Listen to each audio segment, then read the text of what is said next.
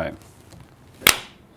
All right, guys, welcome to AdLeaks episode 5.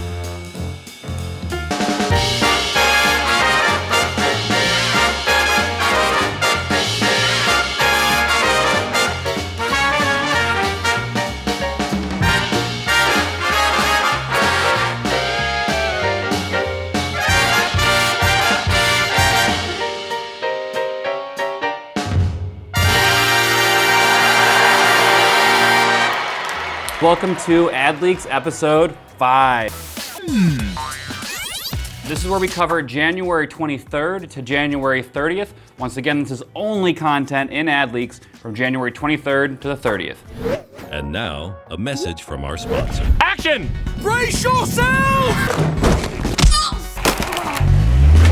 Hi, I'm Travis, and this is Chamber Media, where we make high-end productions for Facebook and YouTube ads. We took Transparent Labs from $2 million to $24 million in revenue in just 2 years. We took Mr. Cool from $10 million to over $36 million a year. So go to our website, watch our videos, look at our case studies, take a big, long, unadulterated peek. First, I want to give a big shout out to Dino Panopoulos. Thank you for doing these weekend reviews that make AdLeaksTV possible.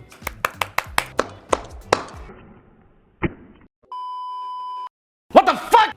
Okay, first order of business, I want you guys to keep in mind that this year, that the political arena is just starting to heat up with the Iowa caucuses, New Hampshire, and so on.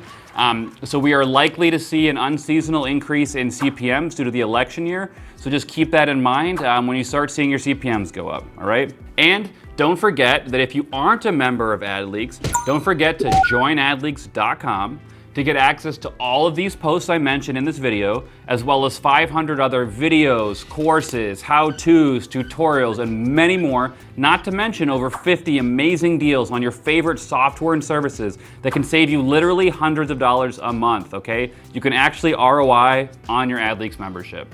That's right. Do it! First order of business here, I want to announce the contest that we're running for February, if you guys didn't already know about it in AdLeaks, all right? First prize of the contest wins a ticket to one of my masterminds or retreats of your choice. Second prize, you get 5 months of a free platinum membership in AdLeaks. That's a $500 value. Third prize, you get a nice AdLeaks swag gift box with shirts, hats, all the goodies, all right?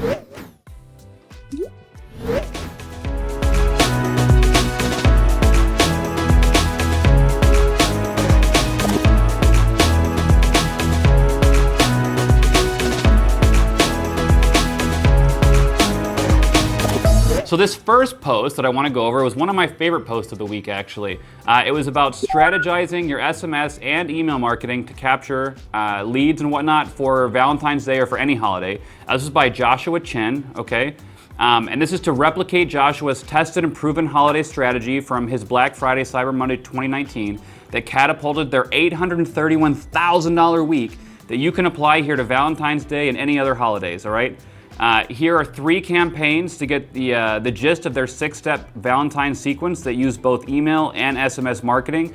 And again, you can set these up for any high converting holiday season. Number 1, hype builder email, all right? Teaser email campaigns make your audience feel like they're special and part of an exclusive community. The information complexity, or rather flexibility of emails, allows you to create emails just as how you want your customers to see your brand. You can showcase the most relevant products of the season to draw them in right away. This stage is crucial to tag and segment your customers before your main event based on their behavior. Establish who your VIPs are and further prune your main segment to only target them during your main launch. This way you can improve open rates and reduce unsubscribe rates throughout the entirety of the holiday sale. Number 2, priority list, email and SMS. Launch your pop-ups on your site as early as the beginning of January for Valentine's Day, okay? So about a good month and a half in advance. That way, you can retarget the subscribed people later on with Valentine's Day offers or other holiday offers. Make the copy short and don't forget to have a compelling offer so you can increase the chances of them signing up, okay?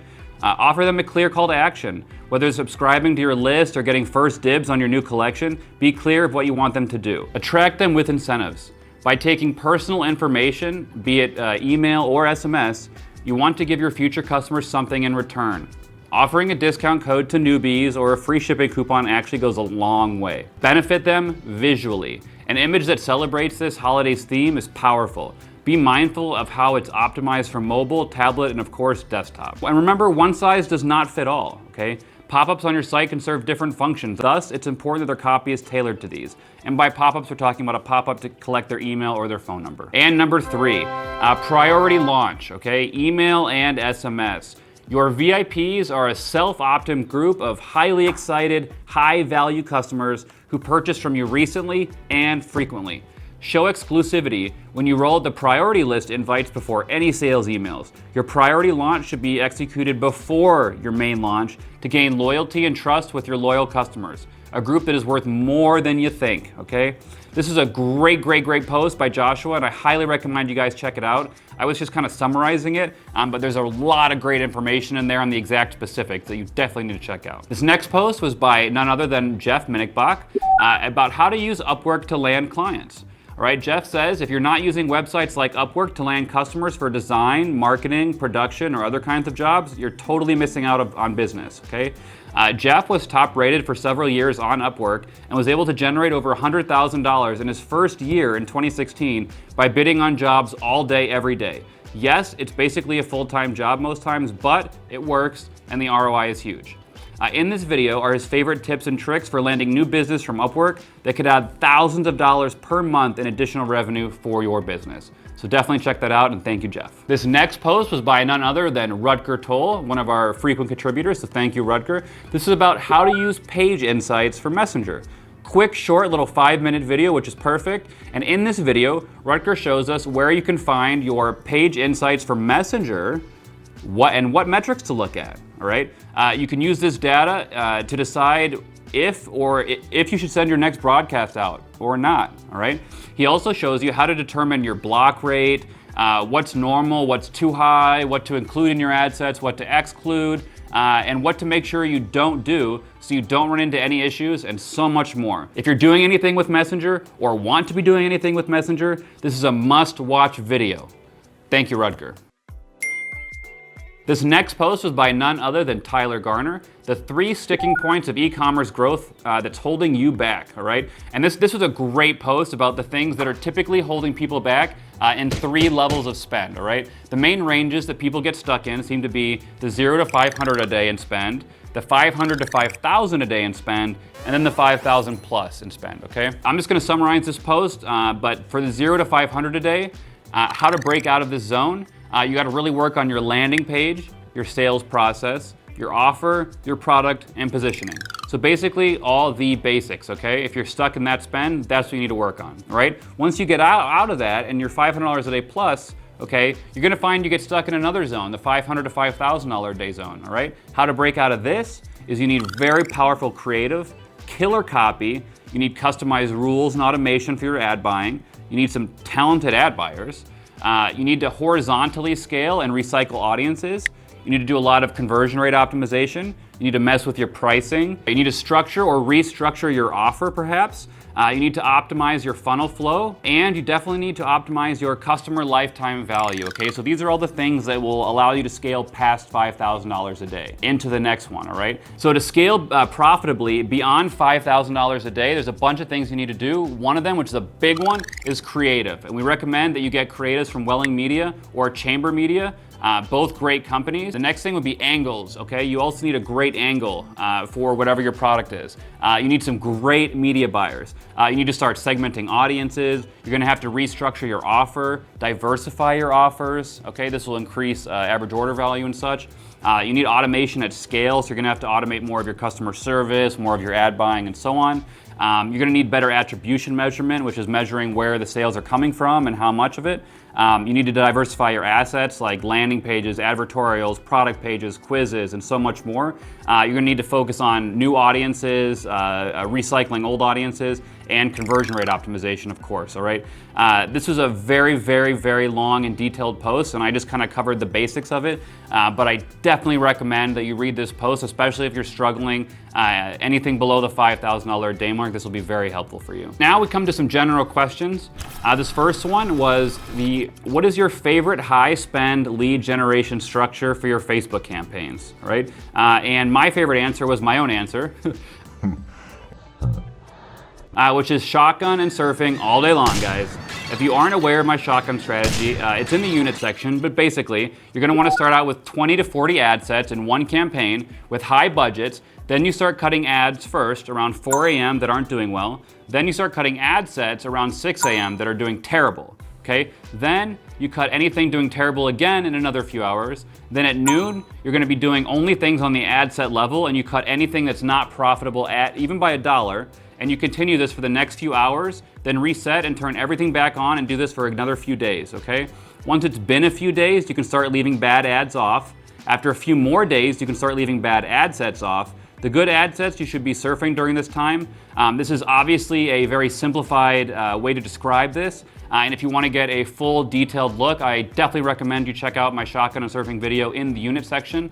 It is amazing, and if you're looking to spend a lot of money, whether it's on e-com or lead gen, it's the way to do it consistently and to be profitable almost every day, so check it out. This next post was about collecting phone numbers for a discount rather than email, okay? This is a great question.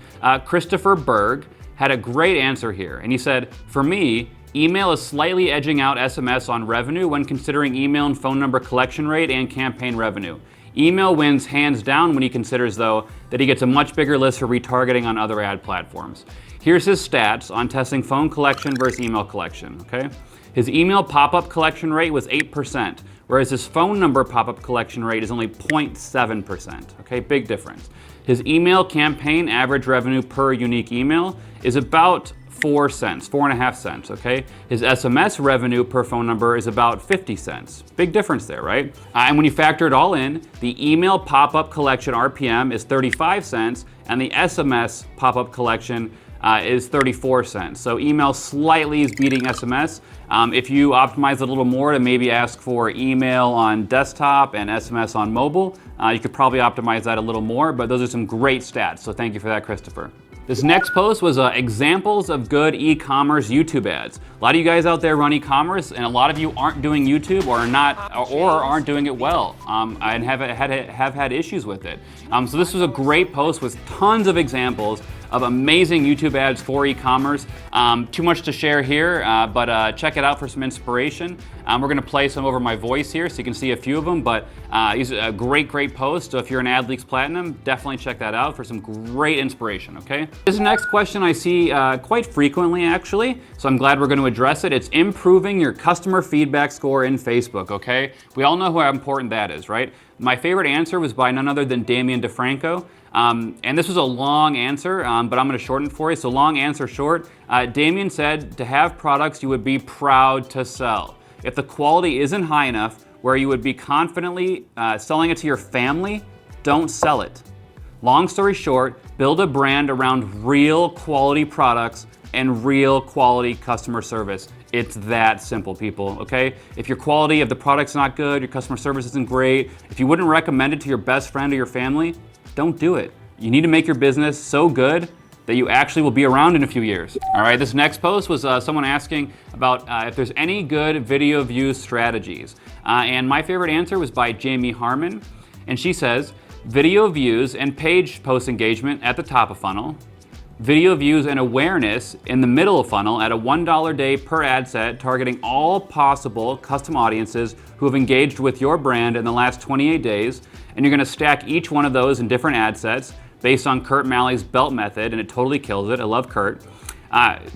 Jamie's been doing this method with lots of their clients, and they're seeing CPAs drop and purchases increase after it runs for a bit. This is a very effective method. It is a little tougher to scale, but for a lot of clients that don't have massive budgets, it's a great method, so highly recommend that. This next question was, how does a company reach out to another company to form a partnership? Seemingly easy question, right? But there's a lot of different things that go into this, and there was a great answer by Damien DeFranco. In this answer, he goes into great detail about what percentage splits to do, how to reach out to other companies, what to say, what to look for, what to do, what not to do. expected outcomes, and so much more. This is way too long to fit in this episode, but you gotta read this if you want to expand your business with partnerships. This is an easy way to add more money to your bottom line, guys, so definitely read this. This next post was about negotiating drop shipping agreements. Again, great answer by Damien DeFranco, so thank you, Damien. Again, he posts very long comments that are very detailed and amazing, so this is way too long to cover here, but he goes into the who, what, where, when, how, and why of drop shipping agreements. If you do drop shipping, you definitely need to read this. It'll save you a lot of effort, money, and time, all right? All right, this next one is should you have equal pricing on your Shopify store versus your Amazon store? Great question, right? And there was a great answer by none other than Stephen Black. Stephen said, I keep my prices a few dollars higher on his Shopify stores. This allows him to leverage a perceived discount on Amazon and the prime shipping experience when he runs retargeting ads on his abandoned carts. So he split tests those ads between going back to his store and going back to Amazon. Great answer, Stephen. Thank you for that. This next question was for agency owners, which is a lot of you in this group, all right? What's your process for setting KPIs, testing, and scaling, okay? And this was a great post for all the agency owners out there about how to talk to your clients about the key performance indicators or KPIs. How do you explain the need to test? What do you tell them when it comes to scaling? There were so many great answers here that you just need to check this post out for yourself. There's way too much for me to go over in this, but you definitely need to read this. This next post was something that I get asked all the time in and out of the internet marketing industry, okay? What's a good strategy to kickstart a newly launched website for cheap? Great question. It was a great answer by Damien DeFranco again. Be active in blogs, forums, and communities that talk about the subject of your business, all right? Provide value and become an authority. It'll indirectly market it using links in your profile.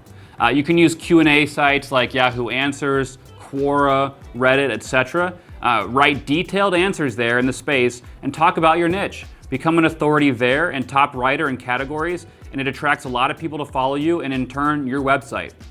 Blog on your website, okay? Do 3 releases minimum per week. This is a great opportunity for long-term organic growth, SEO boostings, etc. Create a Facebook group and blog there too. Post daily tips, tricks, create a following, add memes to it. These groups can grow quite big, trust me, I know. Provide value. People come. Become an authority with a following and people will buy whatever you post, okay?